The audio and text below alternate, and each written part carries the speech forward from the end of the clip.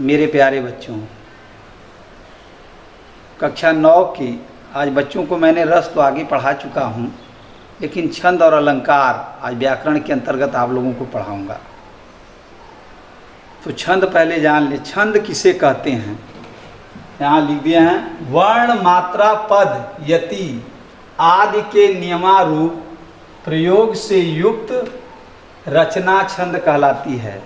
फिर से सुन लीजिए, वर्ण मात्रा पद यति आदि के नियमारूप प्रयोग से युक्त रचना छंद कहलाती है। छंद के प्रकार, वर्ण और मात्राओं के आधार पर छंद मुख्यतः दो प्रकार के होते हैं, मात्रिक छंद और दूसरा है वर्णिक छंद। जिसमें जो है मात्राओं की गणना की जाती है उसे मात्रिक छंद कहते हैं, और जिसमें वर्णों की गणना की जाती है उसे वर्णिक छंद कहते हैं।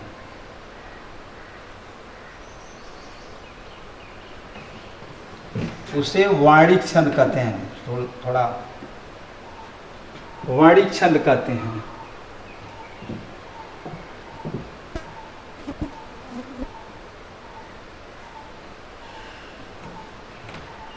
अब आगे देखो, फिर से सुन लो। जिसमें मात्राओं की गणना की जाती है उसे मात्रिक छंद, जिसमें वर्णों की गणना की जाती है वर्णिक छंद कहलाता है, वर्णिक छंद। अब ये हो गया आपका छंद के प्रकार। अब आपको पढ़ना है छंद के अंतर्गत मेरे प्यारे बच्चों 9 को दोहा की परिभाषा और चौपाई की परिभाषा पढ़ना, जिसे हम आज आप लोगों के सामने लिखकर परिभाषित कर रहे हैं।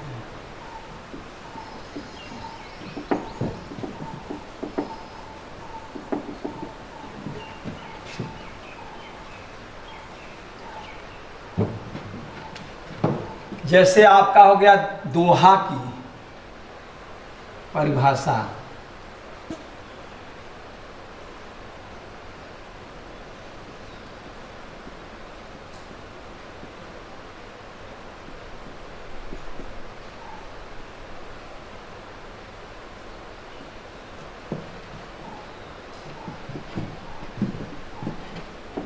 यह अर्ध सममात्रिक छंद है। यह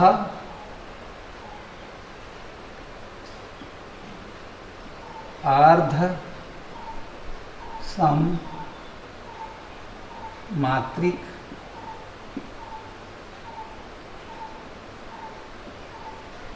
छंद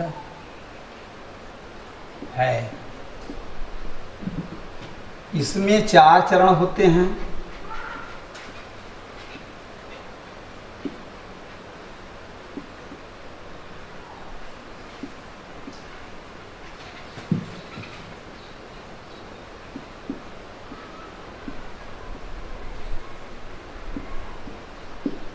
होते हैं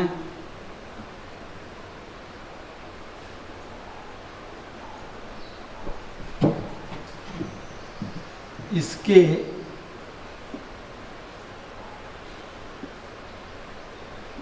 पहले और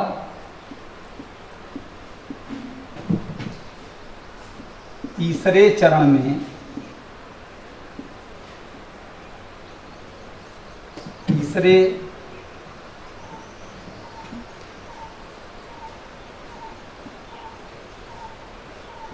चरण में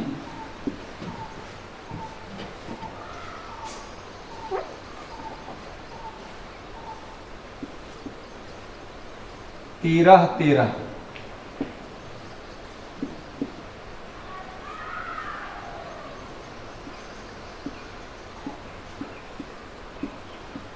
तेरह मात्राएं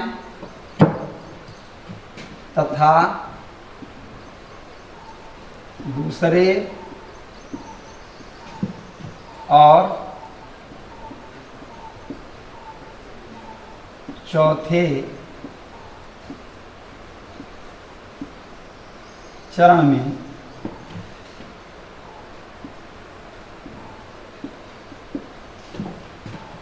11 मात्राएं।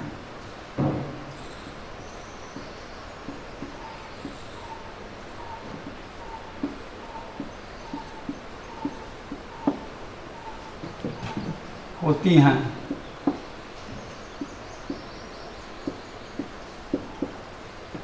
उदाहरण,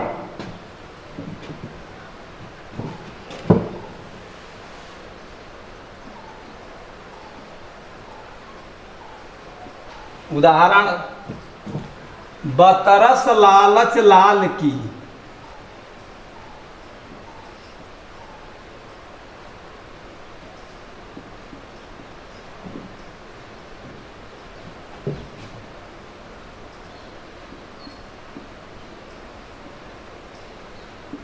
की मुरली धरी लुकाई।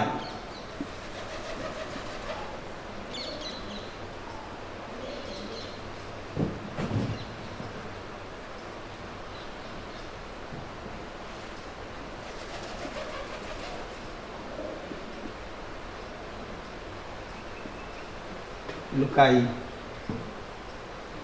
1 2 3 4 5 6 7 8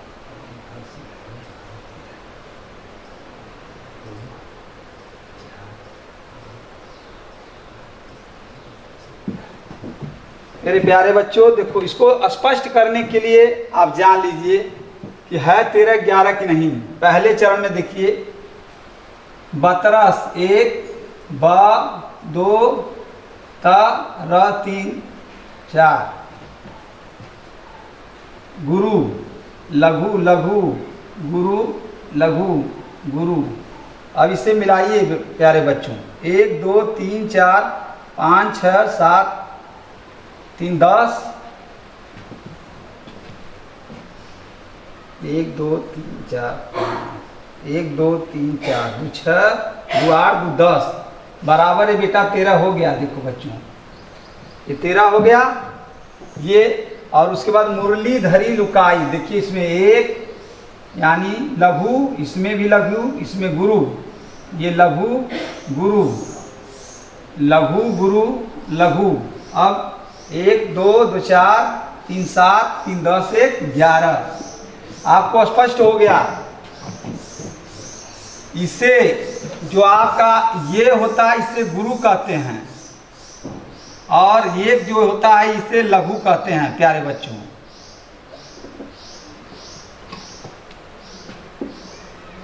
इसे ध्यान में रख लेना, क्योंकि नहीं समझोगे तो दिक्कत हो जाएगी।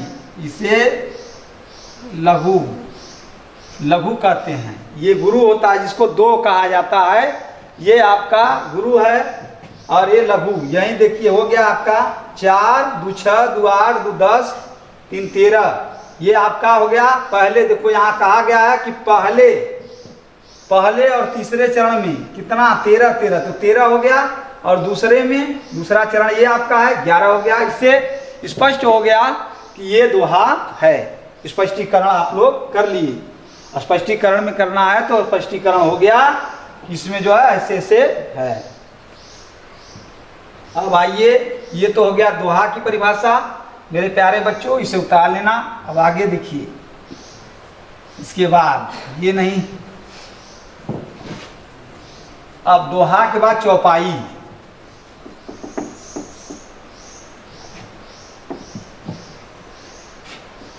चौपाई की परिभाषा,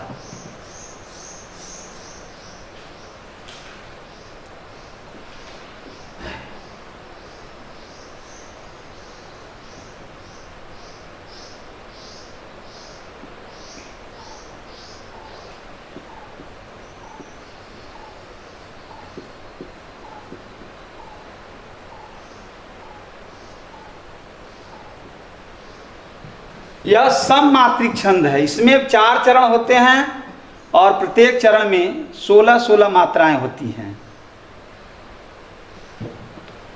लिख करके भी बता दे रहे हैं, यह सममात्रिक छंद है। यह सममात्रिक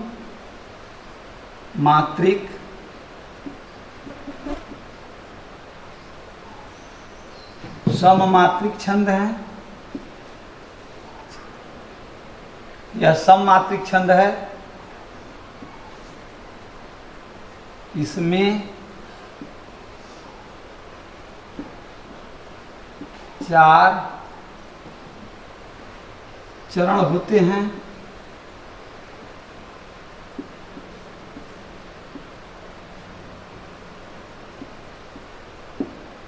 लिखते हैं। इसके प्रत्येक चरण में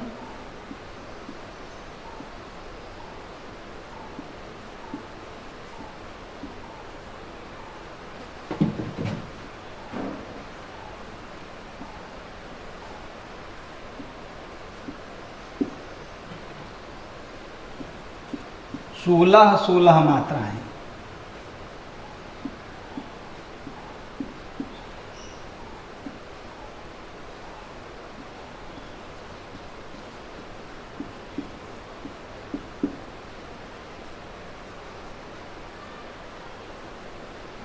सोलह मात्राएं होती हैं।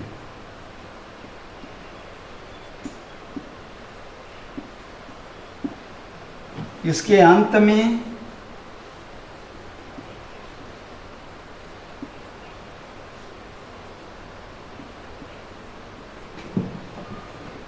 जगड़,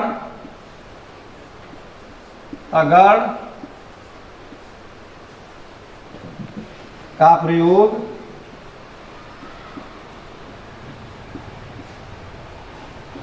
निषेध है।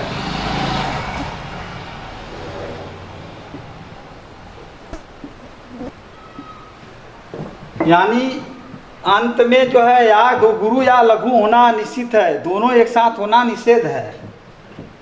उदाहरण देख लीजिए,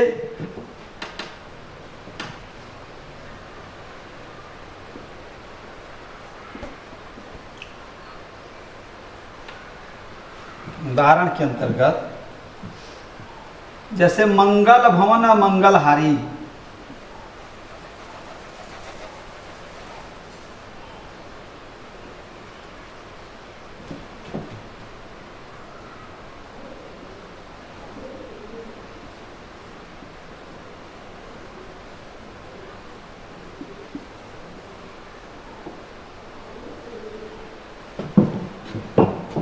मेरे प्यारे बच्चों आओ इसे समझ लेते हैं, ये क्लियर कैसे होगा कि नहीं। हाँ, इसमें 16 मात्राएं हैं। देखो, ये गुरु है, ये लघु लघु लघु लघु लघु, ये लघु, ये गुरु लघु लघु, ये गुरु और ये गुरु।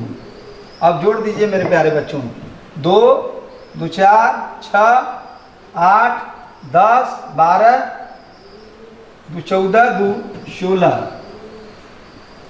ये देखो, ये हो गया मेरे प्यारे बच्चों।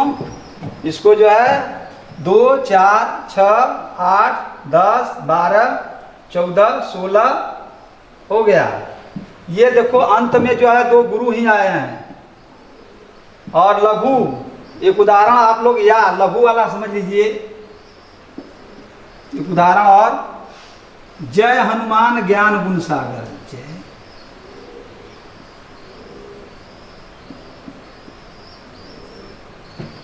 जय हनु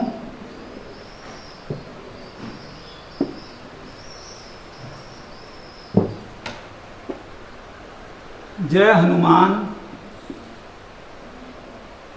ज्ञान गुण सागर।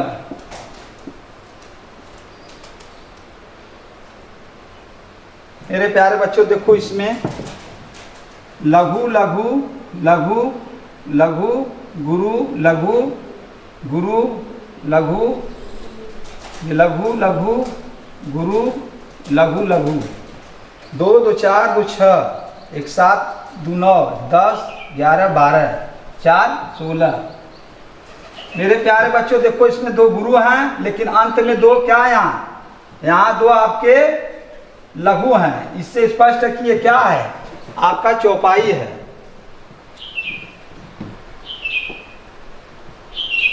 ये हो गया आपका, आप लोगों को 2 ही पढ़ना था मेरे प्यारे बच्चों, और ये दोनों छंद हो गया। अब आइए अलंकार।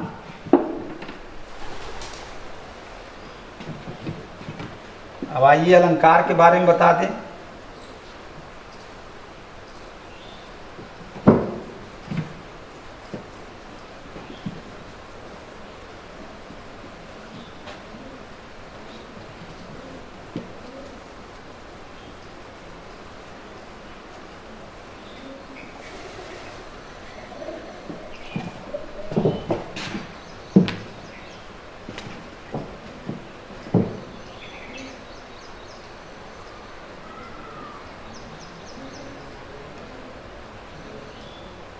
अलंकार।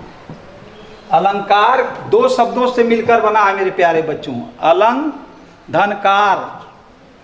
अलंग का मतलब होता है आभूषण और कार का मतलब होता है, आकार का अर्थ है वाला, यानी इसका पूरा अर्थ है जो है चमत्कृत करने वाला। इसका अर्थ लिख लीजिए अलंकार की परिभाषा।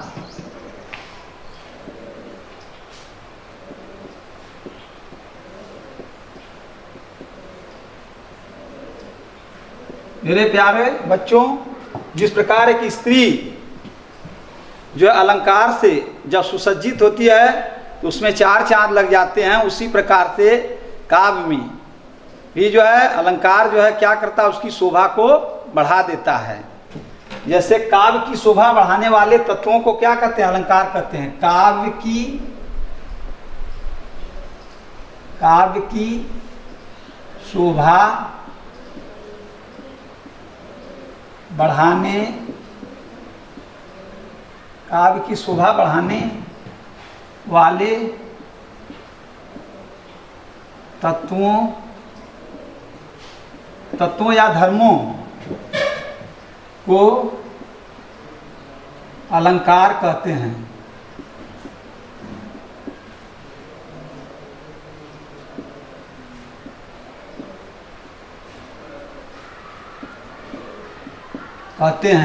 अलंकार के भेद।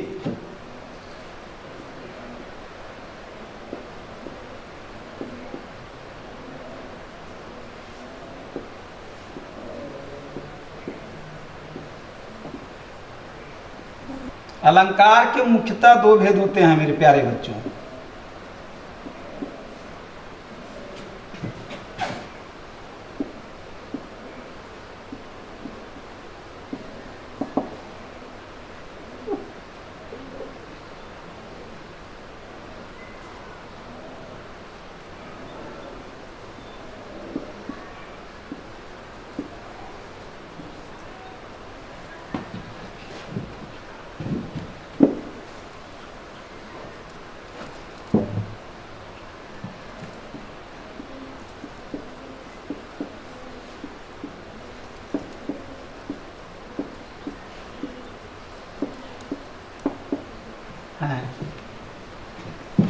पहला इसमें होता है शब्दालंकार।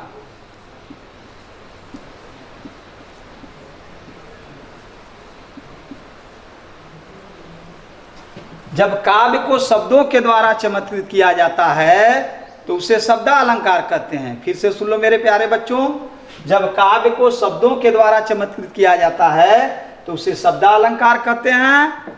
और दूसरा है अर्थालंकार।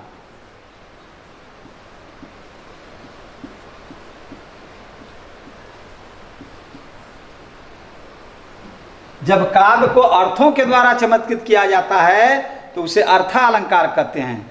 लेकिन मेरे प्यारे बच्चों, तुम लोगों को सिर्फ शब्दालंकार पढ़ना है। कक्षा 9 के विद्यार्थियों के लिए शब्दालंकार पढ़ना है। जहाँ काव्य को शब्दों के द्वारा चमत्कृत किया जाए उसे शब्दालंकार कहते हैं। शब्दालंकार के आइए भेद हम आप लोगों को ठीक करने आओ। शब्दालंकार के भेद।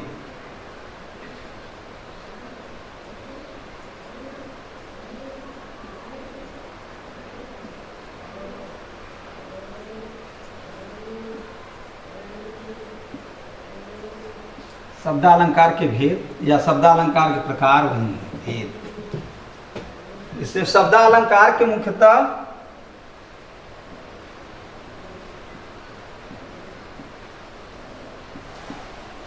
शब्दालंकार के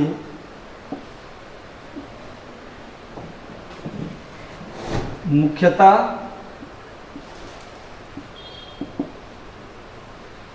दो भेद होते हैं।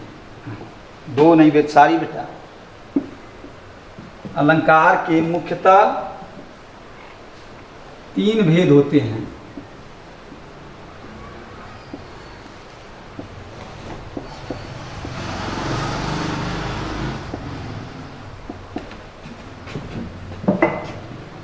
पहला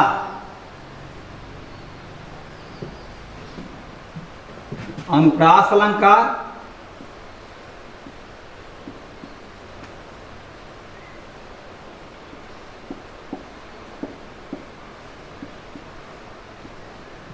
दूसरा यमक अलंकार,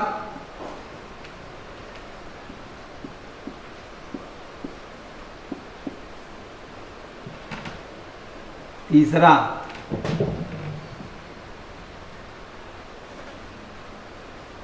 श्लेष अलंकार।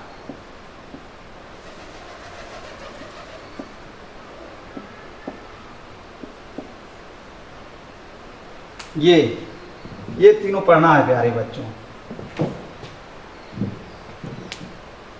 अब अनुप्रास अलंकार की परिभाषा हम आप लोगों को ऊपर से समझाएंगे, थोड़ा देख लो, नीचे लिख दिए हैं।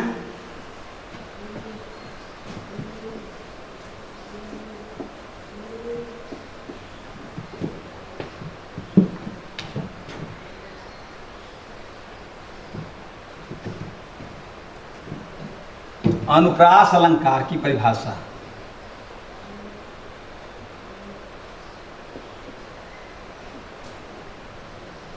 पहला अनुप्रास अलंकार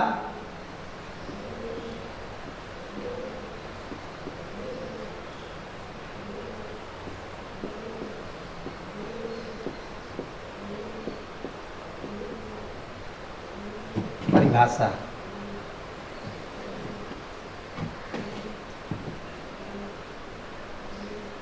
जहां पर ये कहीं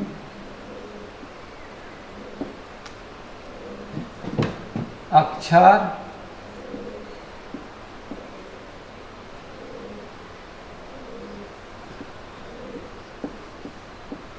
वर्ण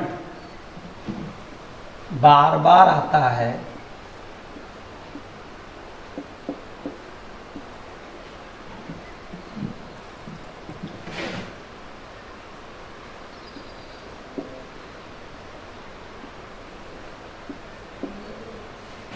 उसे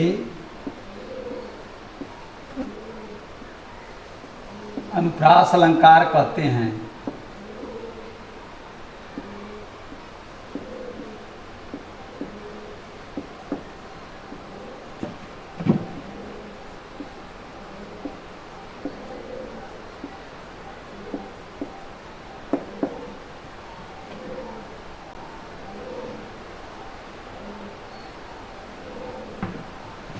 उदाहरण, उसका उदाहरण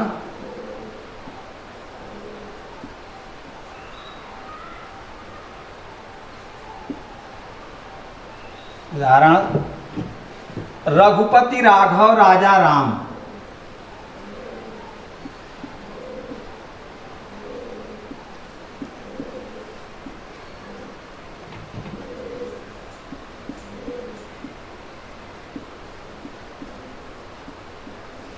मेरे प्यारे बच्चों, इसमें कहा गया जहां पर एक ही अक्षर बार बार आता है। अब स्पष्टीकरण में आप जान लीजिए, स्पष्टीकरण में इसमें जो है र की पुनरावृत्ति बार बार हुई है। र अक्षर, रघुपति में र, राघव में र, और राजा में र, और राम में। इसमें लिखा गया जहां पर एक ही अक्षर या वर्ण बार बार आता है उसे अनुप्रास अलंकार कहते हैं।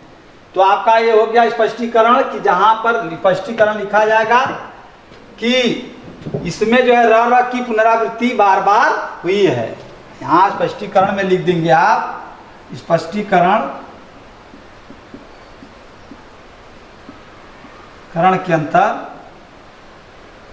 कि इस पद में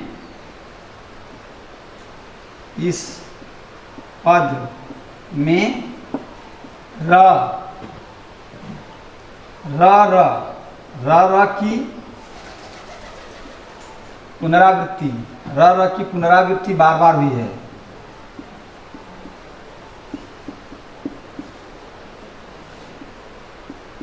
बार बार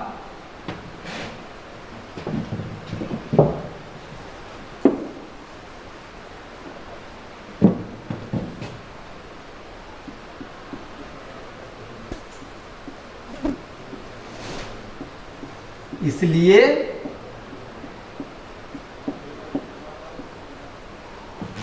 यह अनुप्रास अलंकार हुआ है। इसलिए यह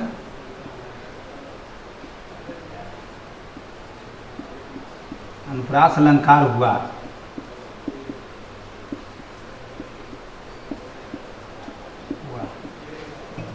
स्पष्टीकरण हो गया, क्योंकि इसमें र र की पुनरावृत्ति बार बार हुई है। र र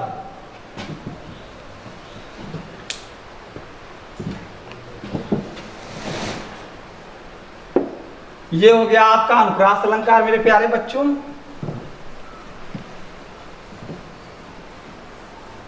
अब यमक अलंकार, यमक अलंकार है दूसरा।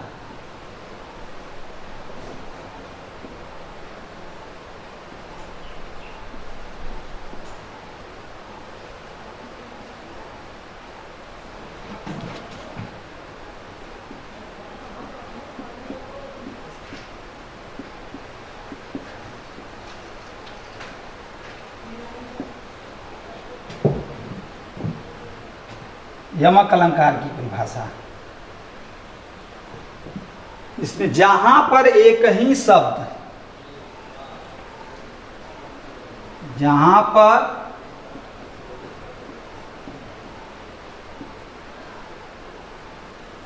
एक ही शब्द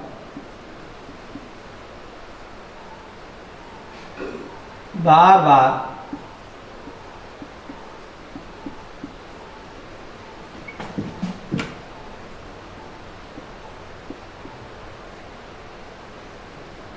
आता है, लेकिन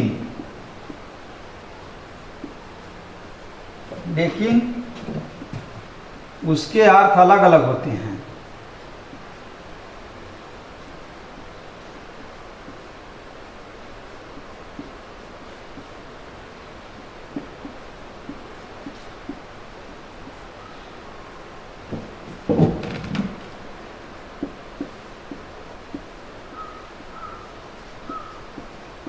तो उसे यमक अलंकार कहते हैं।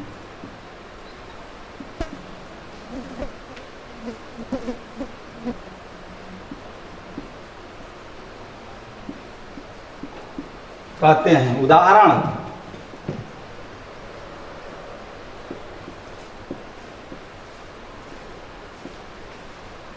काली घटा का घमंड घटा।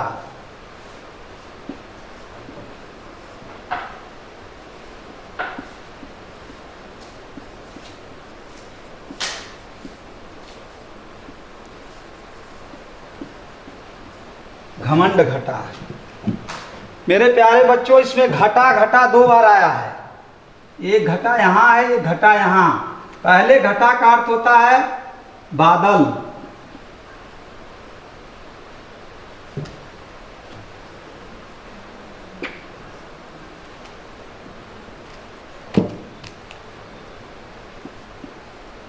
और दूसरे घटा का मतलब होता है कम होना।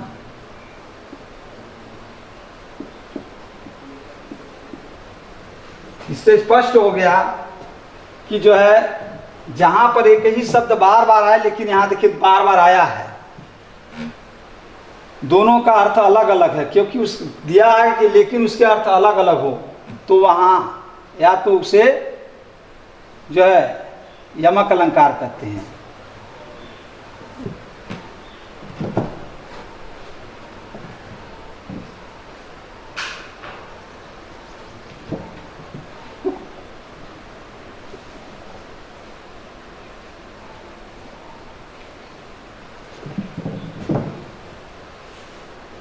तो उसे यमक अलंकार कहते हैं।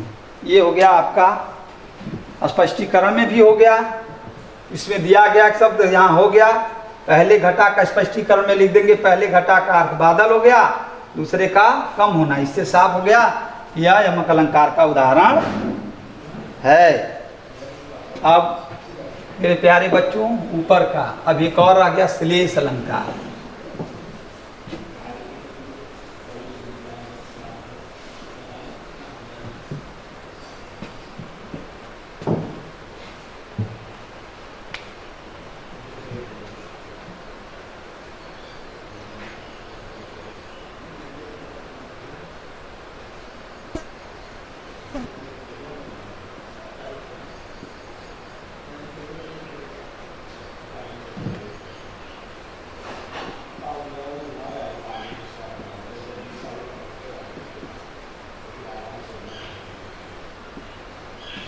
श्लेष अलंकार, जहां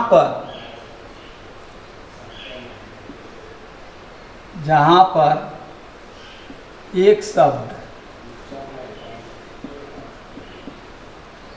केवल एक बार आए,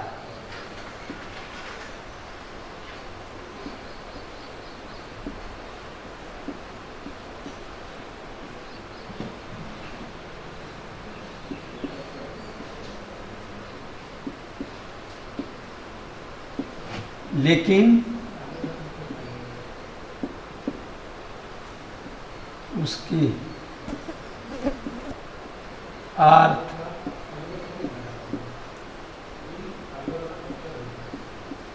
अलग अलग हो तो उसे श्लेष अलंकार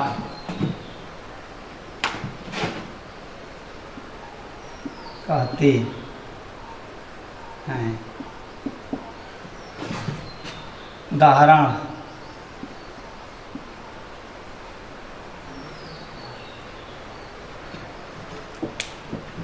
रहीमन पानी राखिए बिन पानी सब सुन, पानी गए न उबरे मोती मानो सुन। पानी गए न उबरे से अर्थ लिया गया मेरे प्यारे बच्चों। ऊपर वाली लाइन से पानी गए न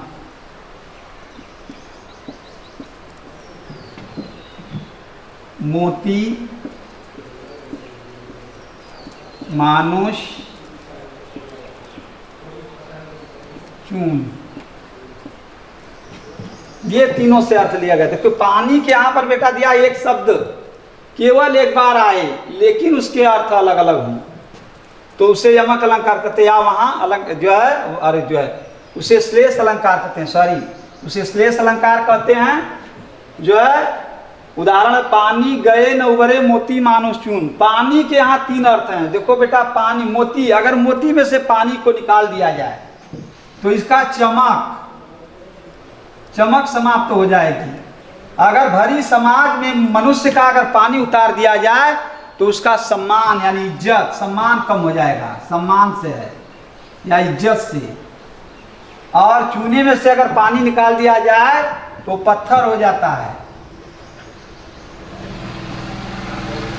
तीनों का अर्थ अलग अलग हो गया मेरे प्यारे बच्चों। एक उदाहरण इसका और है, चरण धरत चिंता करत चितवत चारों ओर, सुवर्ण को खोजत फिरत कवि व्यभिचारी चोर। यहाँ सुवर्ण के तीन अर्थ हैं बेटा, कवि, व्यभिचारी और चोर, तीनों अर्थ है। तीनों में जो है देखिए, करे प्रार्थना से लिया गया है। सुवर्ण का मतलब प्रार्थना है। कवि जब जो है ईश्वर से प्रार्थना करेगा मेरे प्यारे बच्चों तो वह सुंदर अक्षर के लिए करता है, कविता के लिए करता है। व्यभिचारी जो होता है पुरुष भोग विलास करने वाला, वह सुंदर स्त्री के लिए जो है प्रार्थना करता है। चोर जो है भगवान से प्रार्थना करता कि हे प्रभु मैं आज चोरी करूंगा, अगर उसमें सफल हो गया तो मैं आपको कुछ ला करके चढ़ा दूंगा। कहने का मतलब तीनों का क्या हो गया, अलग अलग हो गया। सुवर्ण मतलब प्रार्थना करने का तीनों का अलग अलग हुआ, मगर सुमरन के यहाँ तीन अर्थ हैं। कह रहे हैं कवि, व्यभिचारी और चोर। इससे स्पष्ट हो गया कि नहीं ये कौन सा अलंकार है, श्लेष अलंकार। हाँ मेरे प्यारे बच्चों, मैं यहीं पर अपने वाणी को विराम देता हूँ। अगले जो है एपिसोड में हम आपसे फिर मिलेंगे। तब तक के लिए मुझे आज्ञा दीजिए। हाँ, जो पढ़ाने में त्रुटि होगी उसके लिए क्षम दान करना। धन्यवाद।